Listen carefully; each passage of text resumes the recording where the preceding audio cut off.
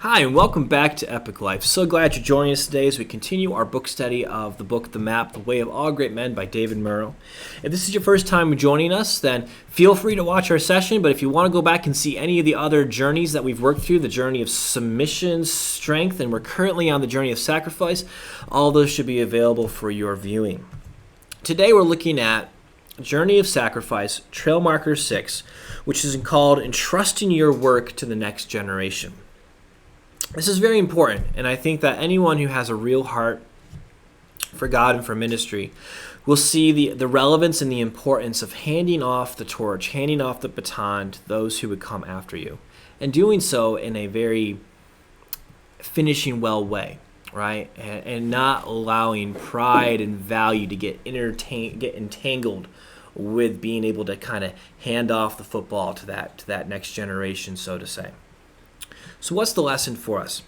The sixth lesson of discipleship in the journey of sacrifice is this. Jesus placed the fate of the world in the hands of 12 ordinary men.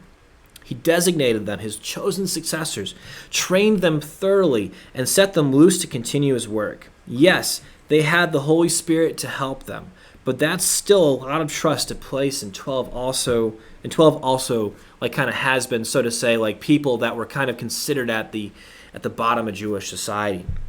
A lot of people don't take the time to really think about the fact that Jesus chose 12 men, and some of them, one was a tax collector, a couple of them were fishermen. He chose people that were not exactly very high-powered, prestigious, wealthy individuals of Jewish society. And it's because, to some degree, God uses the weak to do strong things, do powerful things. Murrow goes on to say that if only our high-profile Christian leaders understood this. Some of these men get addicted to power and they don't relinquish it happily. How many times have we seen a church or parachurch ministry implode after the death of its founder?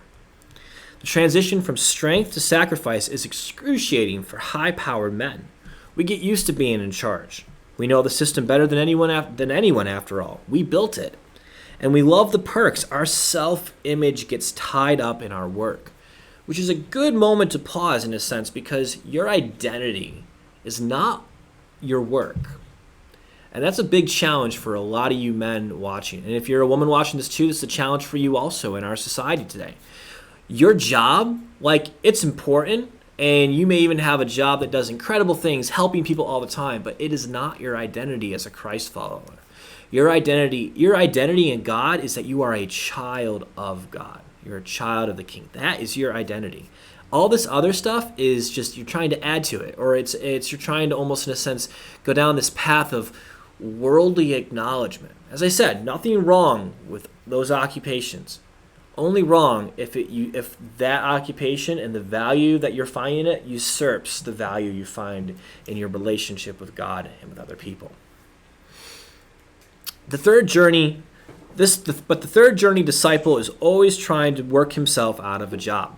Murrow goes on to say, any man who wants his legacy to proceed beyond his death will actively seek and invest in his or her successor or successors. And this is very important for intergenerational ministry. Let's say that you're somebody right now who's running a ministry, and maybe you're doing a lot of awesome stuff at your church. Are you raising up your replacement? Are you willing to do that? Or are you holding on tightly to sacred cows, that sometimes we refer to them as things in the church that you were a founder of and you built and you were a part of, and it's yours, but it's not yours, it's God's. And are you willing to let go of that? One way that you know that you're willing to let go of that is if you're willing to hand it off to somebody else, if you're willing to hold it loosely. The Bible gives us a couple references to go along with this. One of these references is found in Proverbs 15:1. A gentle answer turns away wrath, but a harsh word stirs up anger. And then also we look at Luke 11:37 through 54, and this is really interesting because this is where Jesus is talking to some high-powered men. I want you to listen to Jesus' interaction with these high-powered men in Jewish society, starting in verse 37 in Luke 11. When Jesus had finished speaking, a Pharisee invited him to eat with him. So he went in and reclined at the table. But the Pharisee was surprised when he noticed that Jesus did not first wash before the meal. Pause for just a moment. That was sort of a Jewish custom to ceremonially wash your hands before eating and so forth. And the Pharisees were really, really big on this. Jesus, however, didn't wash his hands. And look at how Jesus responds. Then the Lord said to him, "Now then, you Pharisees clean the outside of the cup and dish, but inside you are full of greed and wickedness. You foolish people, did not the one who made the outside make the inside also? But now as for what is inside you, be generous to the poor, and everything will be clean for you. Woe to you Pharisees, because you give God a tenth of your mint, rue, and all other kinds of garden herbs, but you neglect justice and the love of God. You should have practiced the latter without leaving the former undone."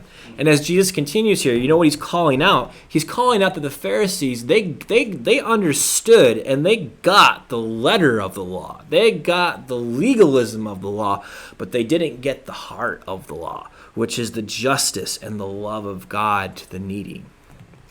He goes on to say, "Woe to you Pharisees, because you love the most important seats in the synagogues and respectful greetings in the marketplaces. Woe to you, because you are like unmarked graves which people walk over without knowing it." Then someone interrupts Jesus. One of the experts of the law answered him, "Teacher, when you say these things, you insult us also." Jesus replied, "And you, experts in the law, woe to you, because you load people down with burdens they can hardly carry, and you yourselves will not lift one finger to help them. Woe to you, because you build tombs for the prophets, and it was your ancestors who killed them. So you testify that you approve of what your ancestors did. They killed the prophets, and you build their tombs. Because of this, God in his wisdom said, I will send them prophets and apostles, some of whom they will kill, and others they will persecute. Therefore, this generation will be held responsible for the blood of all the prophets that has been shed since the beginning of the world, from the blood of Abel to the blood of Zechariah, who was killed between the altar and the sanctuary. Yes, I tell you, this generation will be held responsible for it all. Woe to you, experts in the law, because you have taken away the key to knowledge. You yourselves have not entered, and you have hindered those who are entering." When Jesus went outside, the Pharisees, teachers of the law, began to oppose him fiercely and to besiege him with questions, waiting to catch him in something he might say. Jesus didn't really, how should I phrase this? Jesus had a lot of hard words for high-powered personalities that find their value in their positions, in their status, in their wealth. Jesus had very gracious words for people that were willing to recognize their spiritual bankruptness. Every person is spiritually bankrupt until they find Christ. So you may be CEO of a Fortune whatever kind of company, but without Christ, you're bankrupt. And that's the reason why this matters. Which takes us to the prayer for trail marker 6. Lord, reveal to me the people around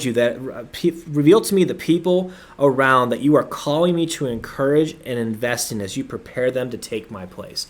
Are you praying for the person who will take your place in your ministry? Which takes us to our GPS, in case you get off the trail and get lost. This is our GPS for today. You may not be a high-profile preacher, but as you walk in strength, God will give you something to do. It's never too early to start looking for an individual who will carry on the work after you are gone. Reproduction is the heart of sacrifice. Thank you for joining us. Stay tuned for our next and final session of our book study on the map, The Way of All Great Men. This is next time we conclude the journey of sacrifice with trail marker 7. Thank you for joining us. God bless and have a great day.